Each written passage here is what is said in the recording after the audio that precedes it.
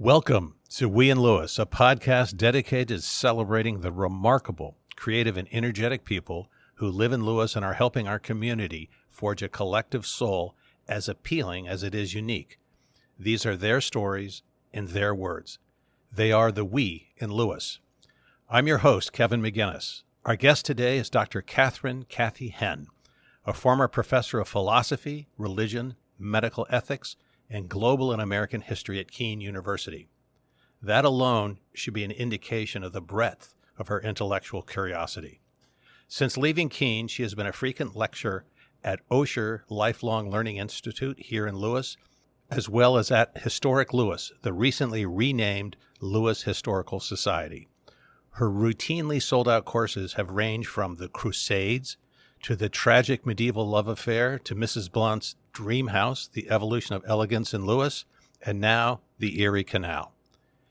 And you can't introduce Kathy without mentioning the legion of people she has taught to play Mahjong. I think today, in no small part to her, there are more people of a certain age in Lewes playing Mahjong than are playing pickleball. You know, all of us have opinions. Some of us have many. But in Kathy's case, unlike most of us, she's actually done the research. Today's episode is brought to you by our friends at the sister restaurants Kindle and Half Full. Located in the heart of downtown Lewes, Kindle offers seasonal American fare with a touch of French influence, as well as an amazing selection of wines by the glass. Right next door, Half Full focuses on gourmet pizza and wine, and is also known for delicious soups, salads, and an amazing array of desserts. If you can, try the cold board appetizer. You may not even get to the pizza. Simply put, both are beloved institutions here in Lewes. Kathy, welcome to the podcast. Thank you. I'm happy to be here. How does one get from a love affair in the Middle Ages to the Erie Canal? Curiosity, curiosity, curiosity. That's the slogan, by the way, on the University of Delaware's current catalog. Curiosity never retires. And that is true. And that's who you find at the Osher Institute. Talented instructors and marvelous people who come to hear them. How do you pick your topics? Usually one topic leads into another topic. So, or once I did make a mistake teaching the Crusades. When I got to the last class, they asked me, "What are you going to teach next?" And I said, "I don't know. Here's the mistake. What would you like to learn?" And they said, "We want to learn the Crusades in medieval Iberia." Oh, And I said, "Well, I'll try," not knowing anything about the Crusades in medieval Iberia, although I did know there was a great translation school in Toledo in that period, which I was interested in. That was the extent of it. And then I found out why there wasn't much written on the Crusades in medieval Iberia. First of all, it's a feudalism time, right? So there's no center holding it together. So it was the same in Europe, except they had a pope. Right? The pope was holding it together. That didn't happen in Iberia. And also, everyone was named Alfonso. That's true. There were several Alfonso 1s and even more Alfonso 2s, and it went on to 3s and 4s and 5s. And it was overwhelming, really. But we did it. I did it. And they took it and accepted it. So yes, so I might be unique for the Crusades in medieval Iberia. But at the end of that class, I assume you did not ask, what do you want to learn next? I have never asked that question again. And how do you get your titles? Personally, I love Why Lightning Struck the Courthouse and Other Court Quirks. Well, it comes out of the material, basically out of the material. So the Why Lightning Struck the Courthouse was a situation that a person named, I think his name was William Morgan, and he was a very strong Methodist. So everything that he wrote about, and he wrote about a lot of things, were through the lens of Methodism, right? And mostly Methodists who were not living up to what a Methodist should be. And he saw that everywhere. So lightning did strike the courthouse. The courthouse was in Georgetown at the time. And it did kill a doctor from Lewes, whose last name was Wolf. And Mr. Morgan decided it was because he was doing political stuff in the courthouse, and that was not a proper thing for a Methodist to do because it wasn't polite, okay? So, of course, when you go to read what's happening really in the courthouse and you pull up the research, it wasn't that there wasn't anything political going on. There was a court case going on in there. Lightning did strike it, and he did die. Dr. Wolf died. But that wasn't why they were there at all. So it's like my usual thing of coming up against people who then picked up Morgan's account. Several historians locally have picked it up and did all that thing, that it was a political party and the thing. So that's why I'm doing now, why lightning struck the courthouse. But again, you're always willing to go back and find out. You have to do that. You have to do that, or you're liable to pick up someone else's mistakes and make it now your mistake. Yes. I like doing research, by the way. Actually, you're quite a fan of research, as I understand. Love you really it. enjoy it. Yes. Love it.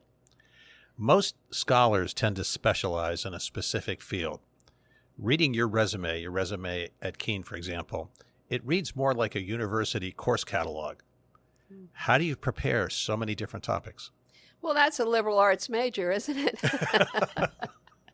Yeah, I just do things that I am curious in, what I want to learn. One thing will lead to another. For example, last year I worked on the Lafayette Bicentennial. And I was working with the American Friends of Lafayette, who were setting up this recreation of his 1824-1825 visit to the United States as our honored guest here. And so in the course of doing that, of course, I would come across different things. And guess what? Mr. Lafayette there, the Marquis, was extremely interested in the Erie Canal. And that's what he wanted to see when he came here. And so he actually rode the Erie Canal in the summer of 1825. It wasn't open until the fall, so places he had to get out of the canal boat and go by carriage. But he was very enthusiastic. So I have a first-class eyewitness view of what the Erie Canal was as it was almost finished its construction, because his secretary recorded everything traveling with him. So I thought, well, now it's the bicentennial of the Erie Canal. Seems timely to do that. After teaching for so many years, is it fun now to be able to choose whatever you want to teach? Oh, wonderful. Yes. How many years you're told what to teach. You're teaching to a competitive market, which is generally very anxious. So, yes, this is wonderful. This is the most exciting education form I've ever been in because, for one thing, I can choose what I want to do. I have PowerPoints now. For most of my time, I did not have PowerPoints. You know, you had to draw on the board. And I failed stick figures, so that was quite a challenge. Yes, I did. My students could prove at the end of a semester that my picture of the Battle of Fredericksburg looked exactly like my picture of Plato's cave. So I said, well, you art majors are going to have to get up here and do this. You know, we don't all have everything. That's why we need each other. What do you attribute your sort of serial curiosity to? I don't know. You know, sometimes you go back and say, well, what makes you do this or what makes you do that? And I suppose it's something from childhood, you know, that we're all trying to deal with still and don't know it. But I just have always been curious. One thing leads to another. I like doing genealogy, and I started genealogy when I was 10 years old. I was fascinated. I badgered my great-grandparents to tell stories about what it was. I loved to go to the cemetery and read epitaphs and figure out who was there, and I kept records. So when I came to Delaware, I only knew how to spell Delaware. That was about it. And I figured, well, how am I going to learn about Delaware? I better do it. And I decided I'm going to do genealogy on the Burton family. They were here very early. They had a patent from the Duke of York, which I saw, actually. I saw the seal. It's in the Delaware Public Archives. And I wanted to get a picture of it. And when they brought it out, it looked like a mud pie. That's what it looked like, yes. And I thought, how would you get a picture of that? But at the Delaware Public Archives, they came up with taking a photograph of it that looked like a seal. Can you walk us through how you prepare for a class? Oh, I do a lot of reading, and in advance I will get, whole books on subjects, and of course a lot of journal articles. Journal articles will be more timely, so they're very valuable, but the books are usually deep research. So I read a couple of those, and I get an idea of what I want to do. I do kind of a storyboard, and then I'm going to use PowerPoints today, which is a wonderful tool for organizing things. And of course, then you can show images, and that's lovely when you're standing there talking about something, to have an image coming in as well. It helps a lot. And of course, I can put videos on them, embed them, and do little segments of things and try to keep it, interesting. You just mentioned you grew up in a household that was very well educated. Yes, they were. Yes. But these were not research-oriented people, is that right? Well, they could be. They were very extroverted. Both my mother and father graduated from high school together, although my mother was 3 years younger. They had advanced her during grade school ahead. And they were both on the debating team. My mother was the lead debater on that. My father was there.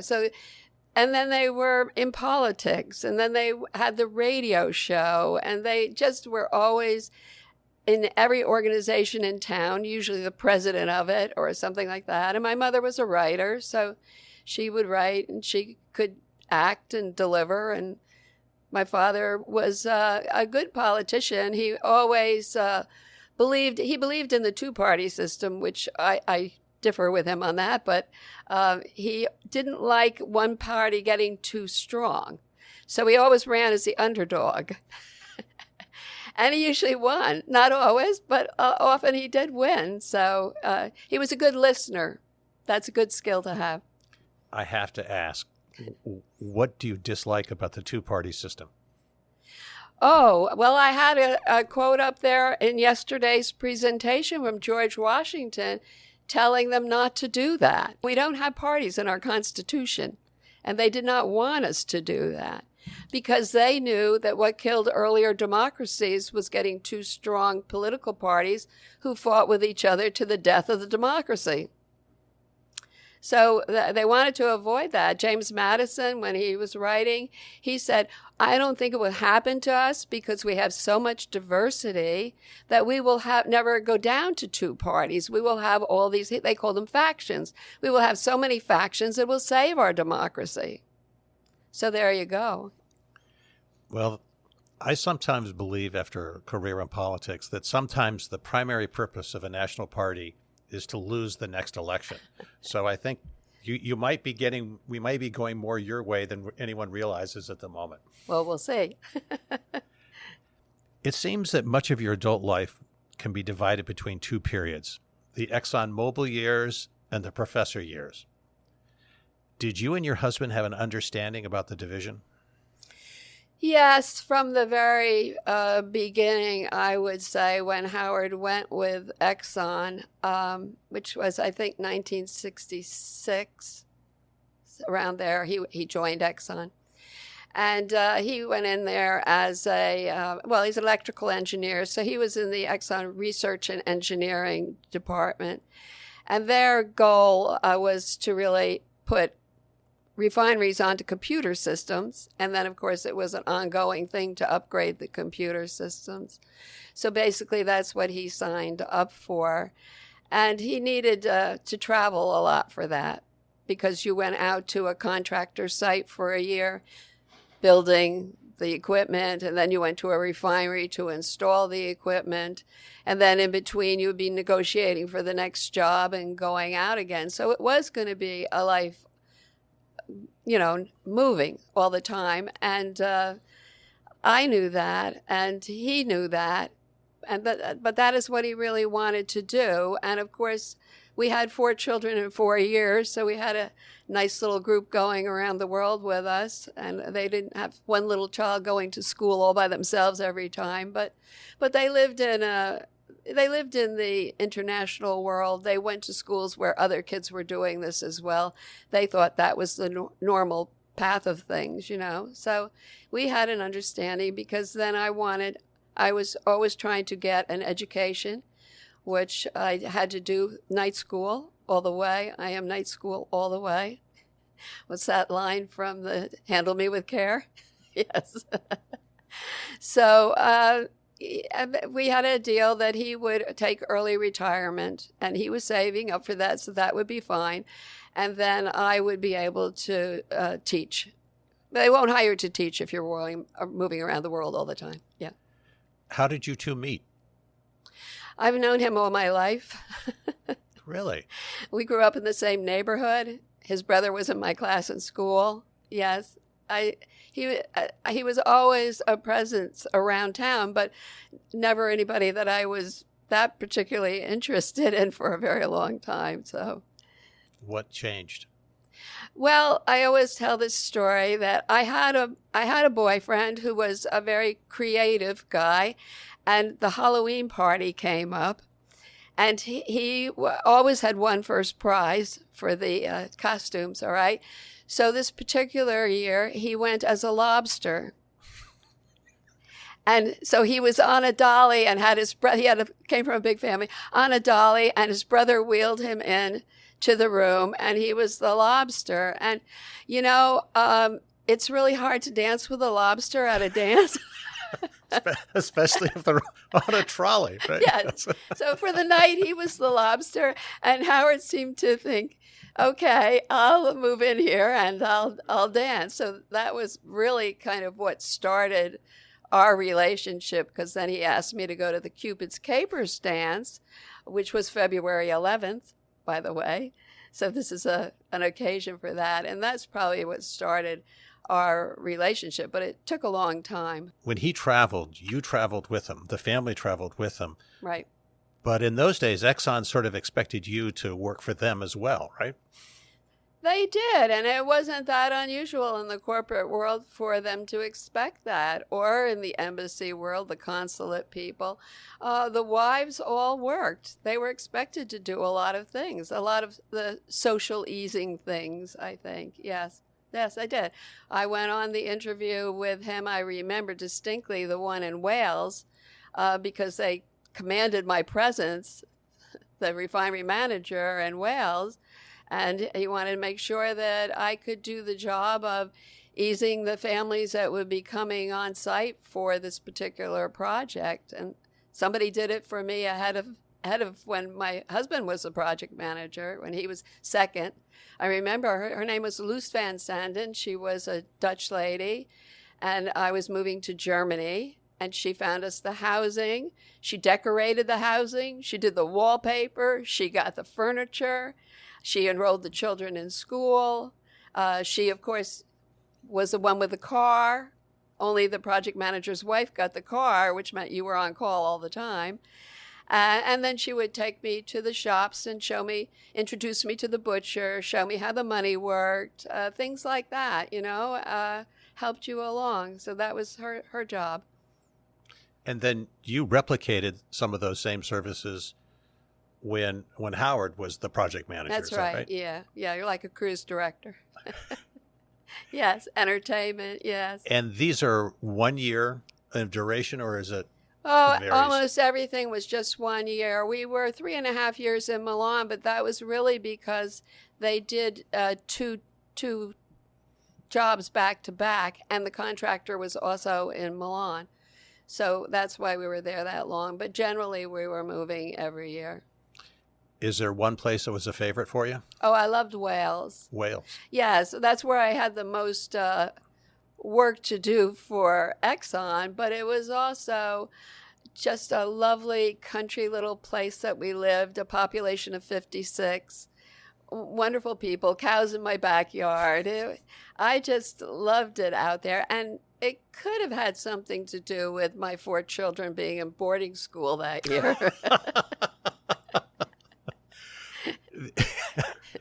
Now, when you put these teams together, when they went out on a site to do the project, Mm-hmm. they all weren't they all weren't United Americans. They Oh, all no, weren't they generally were not Americans at all. And so And you also had language issues you had to get through. Is that right? you had a lot of language issues. Exxon did all its work in English, so the Exxon employee is going to be able to speak English, wherever they come from, and they were good at it. But the wives and the children, they don't know English. That's not who they are. So generally trying to get people together socially was a challenge because we didn't have the language with it, but we did it. We did do it. We would play, I think I mentioned we played bridge on occasion because one of the gals really loved bridge. And so we would play the bridge, and there was a gal from Sweden. Her English wasn't too good, but she would always bid one spader. And she bid one spader whether she had a spade or not. So, but, it was an afternoon. They were together. They were not left lonely in some foreign country. So that's what we did. I believe you also had, did you call them hardship assignments? Everyone signed up and with the understanding that they would take one hardship assignment at least. And one of your hardship assignments was Venezuela, is that right? It was Venezuela. It was not Caracas, okay? That's not where the refinery was. The refinery was out near the Colombian border on the Aragonal Peninsula. So it was kind of a desert peninsula out there that goes out into the water. It's strange. Everything about it is strange, but that was where the oil refinery was. So, yeah, it was very difficult because there was no food. That was a hardship. It had been an Exxon refinery, and it had been nationalized by the time we got there. And apparently part of that, Exxon owed them some support services, so that's why we were there. But all of the support that went from being an Exxon refinery, like a clubhouse, a pool, a commissary, all that was gone already. So it was hardship out there. When you say there wasn't food, you're not talking about nice food. You're talking about literally food. Food, yes. Right. Yes. So how did you people had to eat. How did you get around that? It wasn't easy. I don't think any of the men ever went to the market because they wouldn't have wanted to eat if they had stood there. It was really not nice. And as I think I remember, children as big as 11 are totally naked out there. There's just nothing out there. And they would be looking for vegetables from the vegetable seller, and the vegetables would be water down below. Practically water is what they're getting. So it was hard. Eggs wouldn't leave the shells. Butter was rancid. Pepper ran away if you struck it. It was really not an appetizing place. But they did have shrimp. They packaged shrimp there, and it was frozen. And if you had American dollars, you could go there and buy the shrimp. And it said on the box, may have been packed in California. May have been packed. Yes, they have been packed in California. So we had shrimp, and I bought a big wheel of Gouda cheese from the contrabandista who had it in his trunk. He came over from Aruba sometimes to accommodate you. So we had an awful lot of recipes with Gouda cheese and shrimp, which after a while isn't as Gouda as you might think. Yes. But then I did come back and forth to New Jersey, and I had a good butcher who would deep freeze meats, and I would have queen-size pantyhose. Now, I'm a much younger woman than I am today for this trick, and it was way before they, let you go through all kinds of security checks when you got to an airport. So he would freeze it, and I would wear queen-size pantyhose and go as almost ready to deliver from Pan Am in New York City to Caracas, where I had to change flights to go to Uribana. Wait a minute. So you're putting frozen meat. That's the one, yes. In your pantyhose. Yes. And this is not a quick trip. This is not a 3-hour flight. No, it's a long time, but I'm telling you, you can really deep freeze some of this stuff if you have a good butcher who knows how to do it and wrap it. Yes. Well, I understand them. It might be you're wearing frozen products on an airplane for 10 hours or I am, whatever it was. yes. I did do that. Don't you think Exxon owes me something? I did do that. And one time Pan Am couldn't get their door shut. So I'm on the Pan Am flight now for longer than it should have been. And I missed my connection in Caracas. So I had to try to keep the meat in the bidet alive, frozen. And they would only give you like a cup the size of ice at a time. So, of course, that didn't work. Venezuela is not exactly a frozen place. So by the time I got to Uribana, they had to have a feast of cooking right away. But no people have ever been so happy to see me arrive as when I arrived pregnant with frozen steaks. This is a true story. I hate to tell you. I'm not. I think it's fantastic. Did you also have luggage that you would intentionally pack in certain ways so it really wouldn't be analyzed? Oh yeah, you could pack things in a strange way. You could put a lot of feminine products on the top. Nobody wanted to go past that. So there you go. Seriously? And they used to have a fellow wearing a stethoscope come out to meet me so that we could get through the customs quickly, I mean, it was basically illegal to bring meat into Venezuela, and I did not relish spending time in a Venezuelan prison. So I was hoping to get through this. Was money ever exchanged to help facilitate the... Not that I know of. Okay. Money and my name are not usually in the same sentence. Oh. Now, while you were touring the world, doing all of these wonderful places, by the way, where did you actually go? Oh, well, my first assignment was at Phoenix, Arizona. We went a lot of different places in the United States. Phoenix, Arizona, they're building this computer. We're going into Germany. So that's the case where Luce Van Sant and her husband Wim were the senior people on that one. So that was our junior thing. Germany, Karlsruhe. And the children went to an army school, which was an interesting adventure for them. They learned a lot there. And then, let's see, we went out to Neshannock, Pennsylvania, and that's when we went into Venezuela after that. I'm trying to think of them all. It's hard for me to get them all. We went to Fos-sur-Mer in France, briefly, the 3.5 years in Milan. Was, of course, in Houston. We were in Baton Rouge, Japan, Singapore, Venezuela. I don't... But so your kids A lot of Europe. London, several times in London. And, of course, out in Wales. That was good. So your kids had a very international childhood. Did. They believed they were international. I remember that we came back to Westfield, New Jersey, which was our hometown. A lot of times we were at a hotel in Westfield because someone was living in our house. But we were back, and they went to school back in Westfield. And he came home from the first day. And I said, well, how was it? And, boys, yeah. So, well, what? He goes, some of the same people are still here. Don't they go anywhere?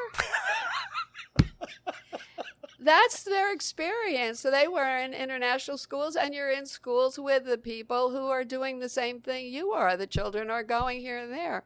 And being an expat is a very interesting life because you make friends instantly when you come into a place, and you are good buddies for a year that you're there. And after that, you never hear from them again. It's gone. You're out somewhere else with this new community. So it's kind of, in a way, an artificial life, but that was what his career was. That's what he wanted to do. Oh, and by the way, I loved him. During this Exxon period, were you getting your degrees? A lot of the times I was between degrees. That would not have been a problem. When I was in the PhD program, which was a 7-year program, so that was a long haul, I did go out on leave of absences, and they let me do that. So it was even longer to get that degree because And it was not easy to work on what you were trying to work on with a degree if you were somewhere else. So generally, I wasn't working on a degree. I might have been working on a writing project or a research project or something like that. Now, many of us, including myself, don't realize that earning a PhD in religion from Drew University may be as arduous and daunting as obtaining your Bay pilot license or taking the bar exam. Why was it so hard? I think that was the style of education at the time. I mean, well, I went into Drew in 1976. This is still the same period where women in the corporate world who were wives were expected to do all these jobs. For free. For free, yes. You did not get compensated. No, you did not. And when I went into the program, they were accepting 12 people a year for the project. And you had to have at least a 3.8 undergraduate, which meant you had to been graduating with an A in your undergraduate studies, which is not that easy to find, particularly because people have so much trauma in freshman year. Right away, you're saddled with something else. But I was in the first round when they were going to accept women into the program. So it had been a men's program. So when I went in there, all I really had was a bachelor's degree from Seton Hall University, which I had gotten summa cum laude. So I had what was their requirement. I had the requirement, and they were deciding at that time that they were going to open it to women instead of just men. So that's how I ended up there. But my classmates, the other people in this thing, were people who had master's degrees, fellows, master's degrees from Harvard, from Yale. I mean, they had spent a lot of time in this type of education, which was actually doing polemics. You argued your way through.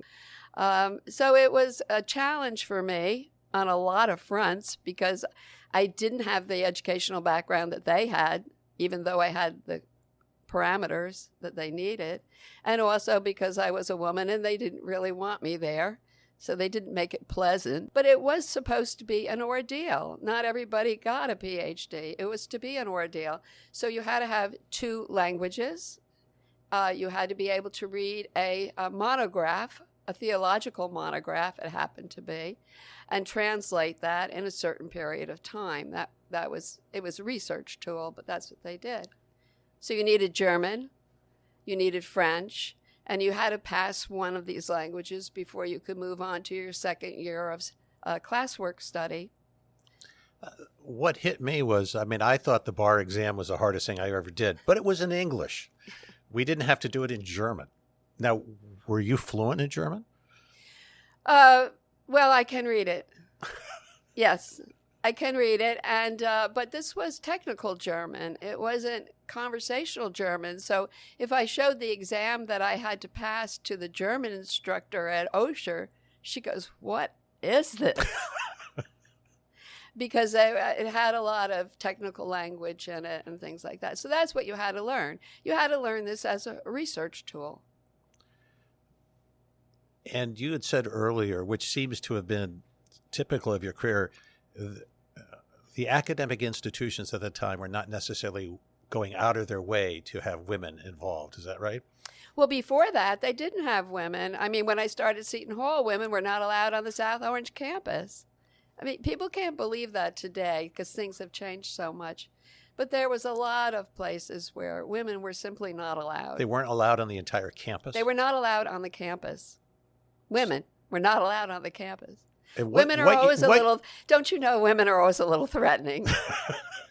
What year was this? That was in the 50s, 1950s. Remember the 1950s at all? Remember what was on TV? Where were women in 1950s, right? Yes. So you would have to go to get your undergraduate degree. Would you have to go to a different campus? I had to go to Newark at night. Newark at night? Newark at night, yes. Down off Mulberry Street. And that was because they had a nursing school down there. So, of course, the nursing school at that time was mostly women. So they were down there in Newark. They were not up on the South Orange campus. So the materials. I mean, I have my textbook from my very first class. It was logic, Aristotelian logic. It was a required course. The way that you progressed through this divinity degree. Well, it's not divine. Was not divine. Very good. But it was also... Don't mistake me for a holy person. but some of it seems to be they were emphasizing the ability to argue and withstand argument. That's right. Which is not something we normally attribute to ministers and divinity schools. It's more likely with the lawyers. That's right. That would be a lawyer saying, you just get up and argue. Right. Where did you learn how to take all of that in stride and always overcome it? That's a question that's really hard to answer, but I'm thinking back to my childhood, and there was a bully in the neighborhood. I guess there was a bully in every neighborhood. Someone had to do it, right? And I was a little girl, and he was quite a big fella, a boy, and he would, make his hands into gnarled claws and come up and boo, and I'm going to get you, that kind of thing. And I would run away. I'd run for home, right? Fast. But one day, for some reason, and I do not know what the reason was, that day I was not running. I stood there and I stared at him. And he tried booing and growling and going to eat me up or something. And I just stood there and I just looked at him. And eventually he went away and he never growled at me again. So I think it was a learning lesson on the spot.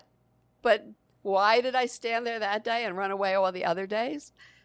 That's a question I don't understand. That day I had enough of it, I guess. In some ways, you owe a debt to that bully because he got you prepared for what you were going to do. I guess so, because they were bullies in the theological school, weren't they? Was there one sort of final exam? I think you're talking about when we had to take the comprehensive exams, which were an ordeal. There was at least 24 hours of them. So that was a lot, 4 different topics they had you on.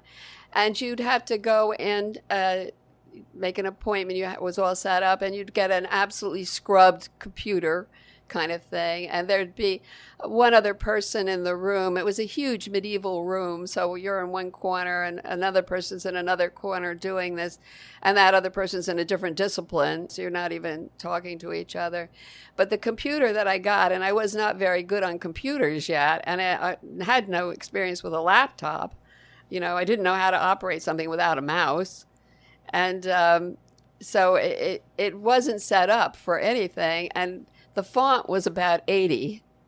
So every sentence that I wrote, I only saw a word at a time because nobody, including the secretary who was comes up to try to help you, could figure out how to change a font on a computer. So that was part of the ordeal. And then I think I shared with you once that I got a question on thermodynamics, which you don't think you're going to get in a theological exam. But fortunately, I did know it because my husband had taught me thermodynamics.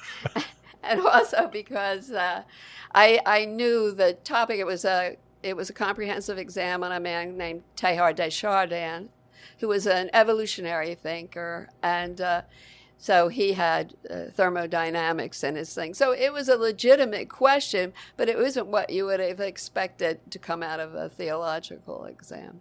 Did your experience in the PhD program shape how you then taught when you were a professor? No, I would think because it was so different. I don't sit around a class trying to knock down anybody's arguments anymore. I mean, that's not how things go, especially here at Osher. It's such a cooperative model. It's just so wonderful. Not at all, but I was a strict teacher.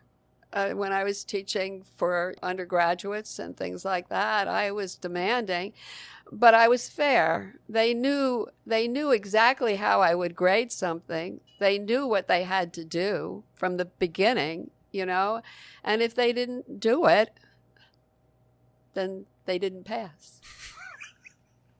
It was that simple. How did you learn to play Mahjong?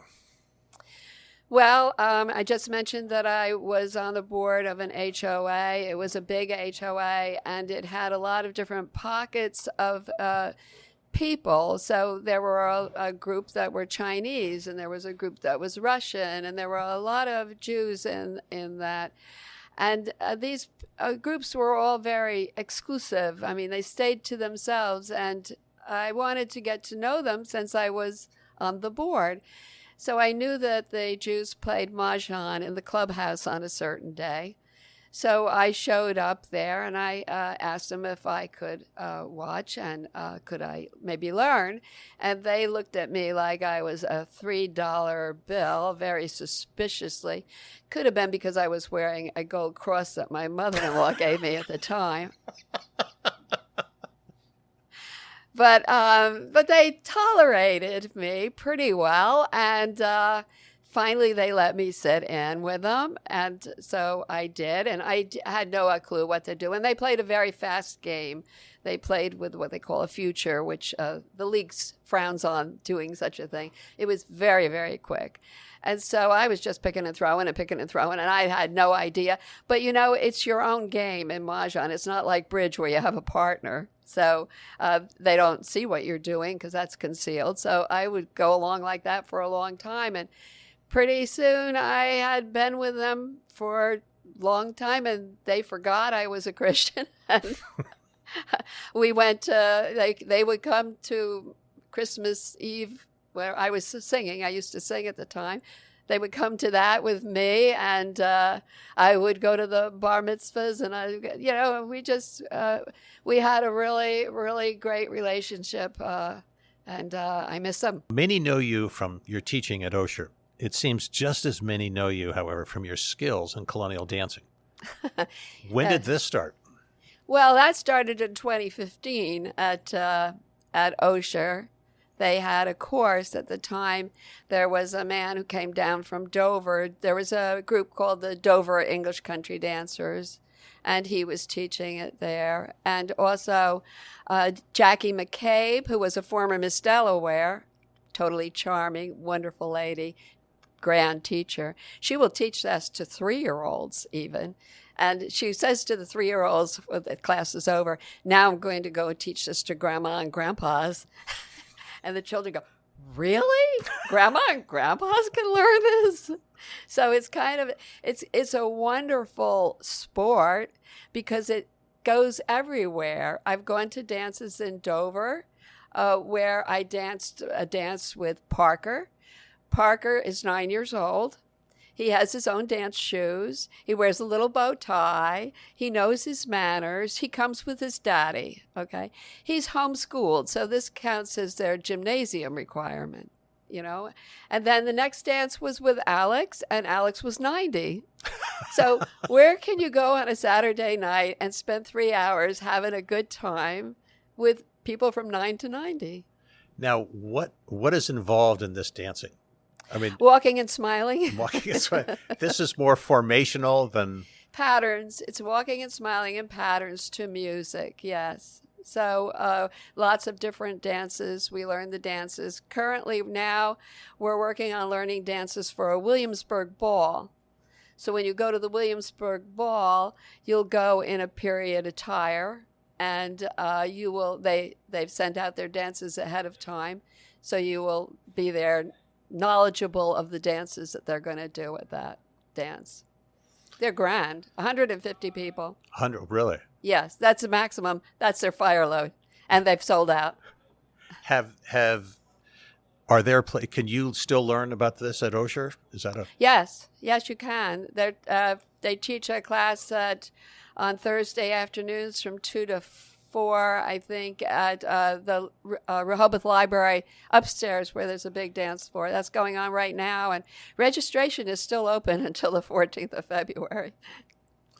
And are there any prerequisites that you should make sure you have to wear shoes that will stay on your feet. Flip-flops are not recommended.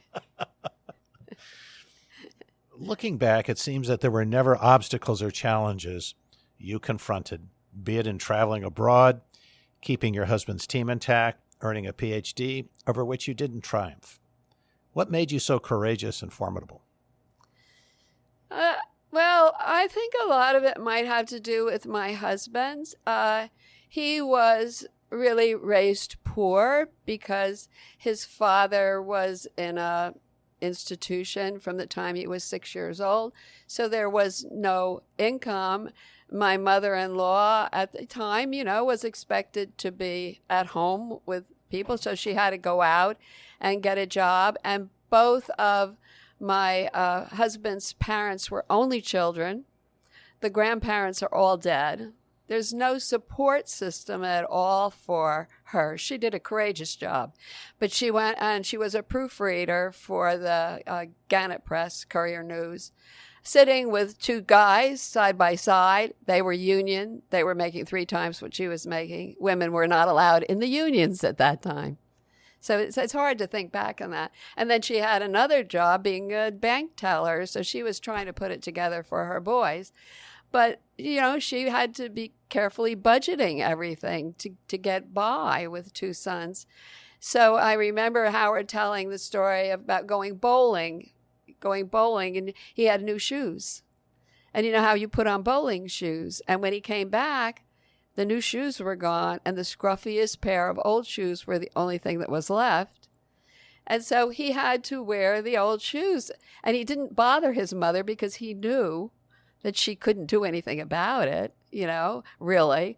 So he had to wear the old shoes. And so his whole life was 2 things: suck it up and move on, and keep on keeping on. That was his motto all the time. So bad things happen, you just keep on keeping on. And I learned that from him. What brought you to Lewes? Howard. Howard's the wanderer. Howard had a good buddy in New Jersey. They belonged to the Perth Amboy sailing club, yacht club, and they loved to go sailing together. So for years, that was a very nice relationship. And the wife of the sailor was a good friend of mine. In fact, she gave me this Claddagh ring in 1970, which I've always worn.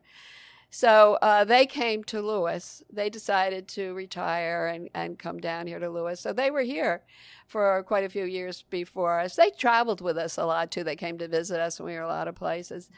So Howard was longing for his sailing buddy. But, of course, he had made the arrangement with me.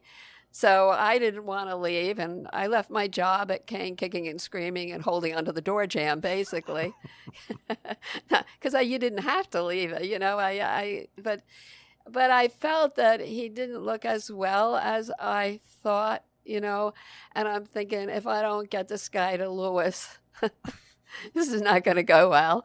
So I agreed to leave my job, and I did some online work for them for a bit afterwards and come down here to Lewes. And then he was with his sailing buddy again. So we belonged to the yacht club. In some ways, is Lewes the perfect location for you now, so you can enjoy and explore all you want to do? It did work out well for me because not that I had any interest in Lewes at all coming here, but I mean, all the things that Lewes can offer, you don't find that other places. In my hometown in Westfield, I can't think of what I would be doing today. I mean, they don't have an Osher. They don't have they have a historical society, I guess, but I don't think it was as vibrant as here. And a lot of the people moved on. A lot of people that I did know, I think there's only about 1 or 2 people left in Westfield that I would have known from life in Westfield. Kathy, thank you so much for joining us today, for sharing so much about your remarkable life. You're welcome. It's an inspiring story of courage, determination, and achievement. And thanks for all you're doing here in town. You've enabled so many in this community to be a little smarter. And that's something you can rarely say today. And myself as well. Thanks to today's sponsors. Keep an eye out for the weekly specials at Kindle and for the cold board appetizer and the beef and blue pizza at Half Full. They never disappoint. Most importantly, thank you for listening, for helping make our podcast better. Don't hesitate to share your opinions and comments if you're willing. We're trying to do a better job every time. Snow's in the forecast again, so stay safe, dress warm, and if you can, hunker down with your favorite adult beverage and enjoy one of our episodes, or even better, all of them. They're the perfect antidote to a winter chill. Until next time, this has been We in Lewes, the podcast.